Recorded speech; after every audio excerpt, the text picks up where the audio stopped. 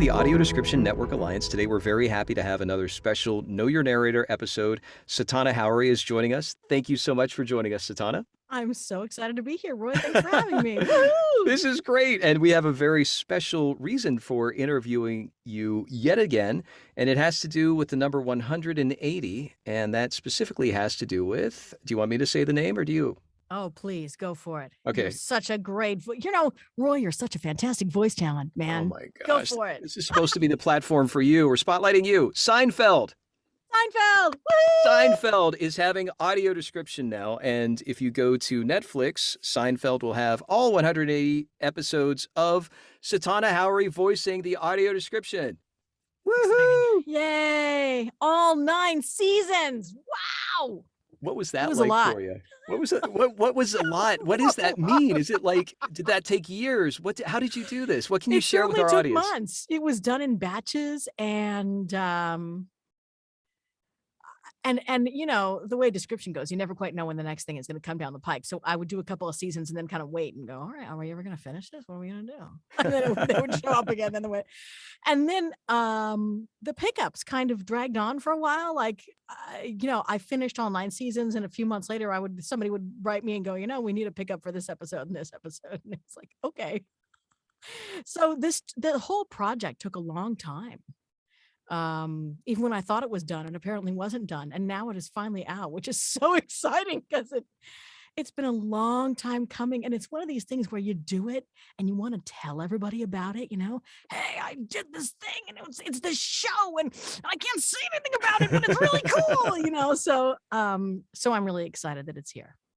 It's great to hear about that long time in the sense of your commitment to that. And it sounds like also the team that you worked with, that if pickups were coming after you recorded, that means that they had to go through everything and comb through it. That, as we talk about all the time in this show, that there's a lot of different aspects to it. There's the writing and you as a voice talent and the others who are contributing to audio description. With specifically this engulfing batches of seasons and everything else that you did, was there something specifically different about doing what I can only imagine being 90 hours worth of audio description versus maybe a feature film or maybe a series that you work on? What was different about doing so many of one show? What was really different about this actually was the process.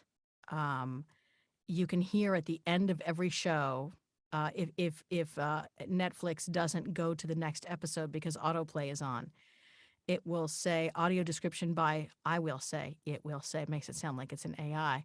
Okay, let's start this whole thing again. Sure.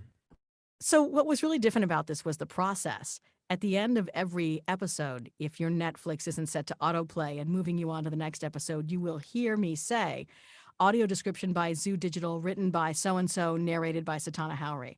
And I want to make sure to give the writers credit. I said so-and-so because there were multiple writers, but there was just one narrator. So I'm not trying to throw the writers under the bus there. Yay, writers! So Zoo Digital uses an online software application. So you use Chrome, you open up Chrome and you go into this webpage and off you go. And so that whole process was really different. It was the first time that I'd used a specific piece of software developed by a company to do this. And while the software was sort of kind of workable for me on my own, there were keyboard shortcuts and I managed a few episodes all independently. It was simply faster for me to have somebody behind the mouse, as it were, clicking and doing all of that. And so my daughter and I did this together, and she was the audio engineer person and I was the voice person. And the best part about that was we would have moments where I would see a line of description and I'd think, I don't know what that means. What is going on? And my daughter, Kira, she's sighted. So I would say, what's really happening in this? What's going on? Is this really true? And so we were able to do some QC on the fly. And it would go the other way too, where I would read something and she'd be, the media is playing as I'm reading and she can see that video. So she would say, I have no idea what this, we need to change this. How about we make it say, such and such. So it was sort of a back and forth, and then again, Kira and I just work really well together. So part of what made this show so much fun was just being able to do it with her together. We had a blast. And we would make fun of the music and don't, and we would like sing to each other, and we were our own little Seinfeld band, and it was just such a fun process. And when you say the process, what I'm hearing is, as your daughter was playing the role of the engineer, that that collaboration must have affected your performance. In other words, had you been uh, in, that for the way that you and she worked together, that collaboration, her focusing on the engineering side, you focusing on the voice, and both of you contributing to each other's knowledge and making it better, that it made Mhm. it better. Am I getting that right?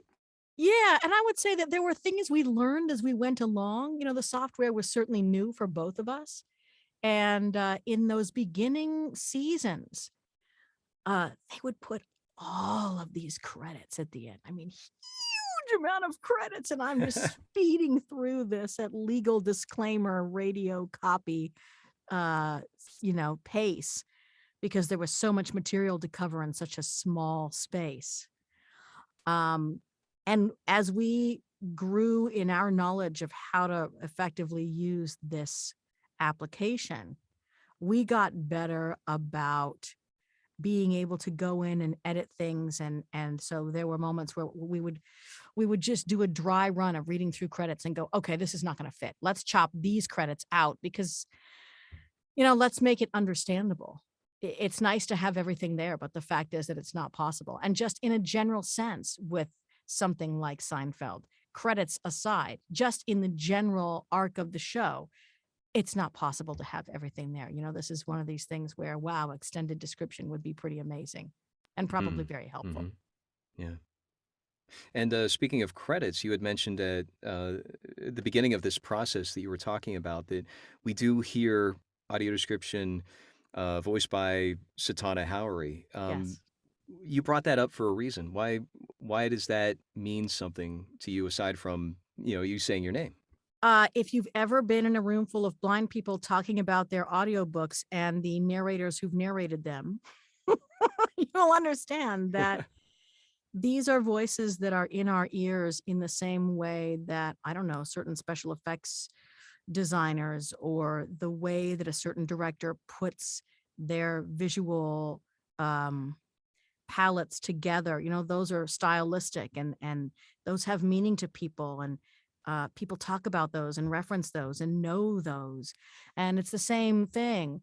We don't run around not acknowledging the narrators of audiobooks. And it seems to me like a really reasonable thing to acknowledge the people who are involved in audio description. We wouldn't not acknowledge the people who visually designed something, you know, all those credits are there.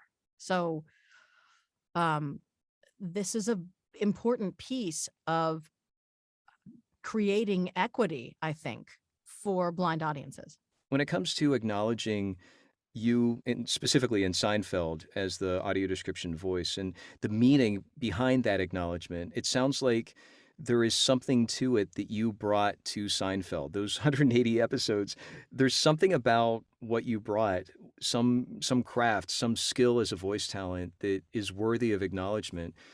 If you have a way to separate yourself and talk about yourself in maybe a third person, what is it that you brought to voicing of audio description for Seinfeld?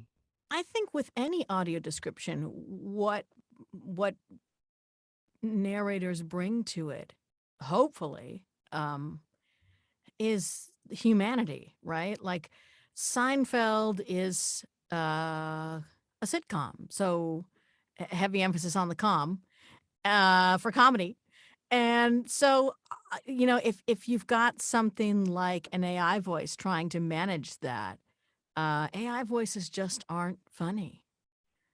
So, I mean, unless, we're making jokes and satire about them, right? Um, but I think, as people, we get that story arc. We understand the joke behind what's going on. And so without subjectively talking about what the person is thinking, that information is conveyed in the way that I read the copy.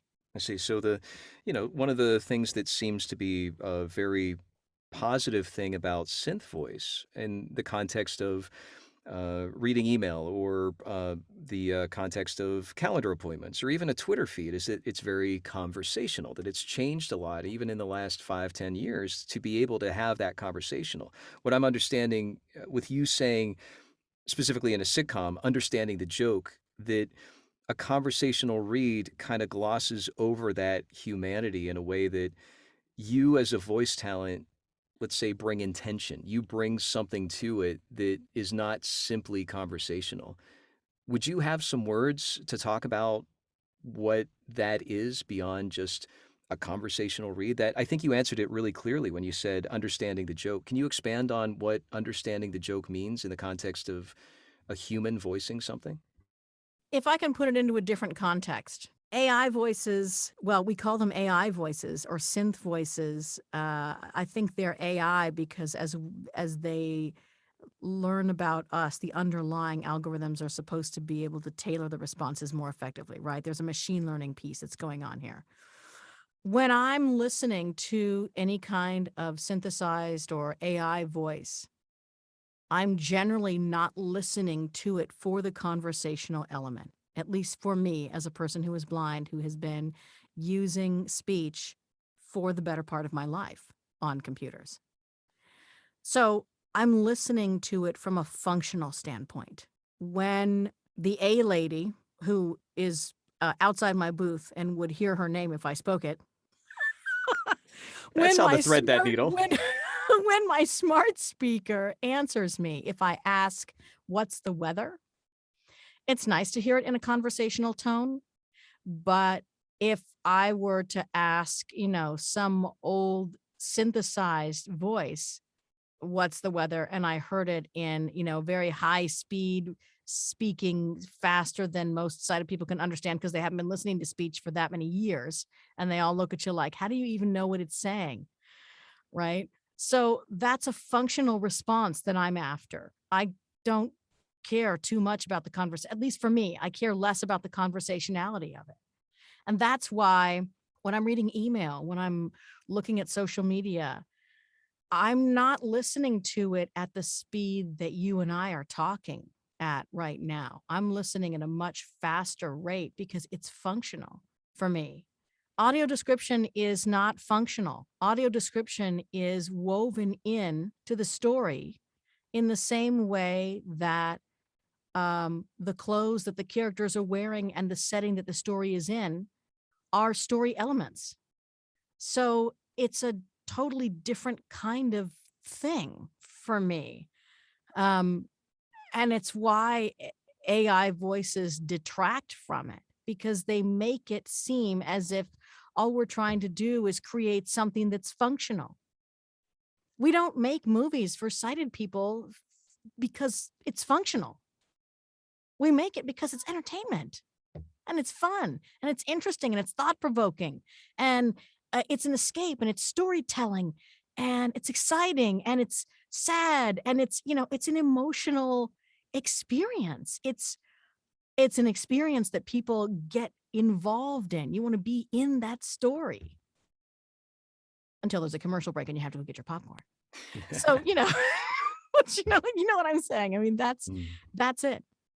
I think AI voices absolutely have their place. I still use synthesized speech every day.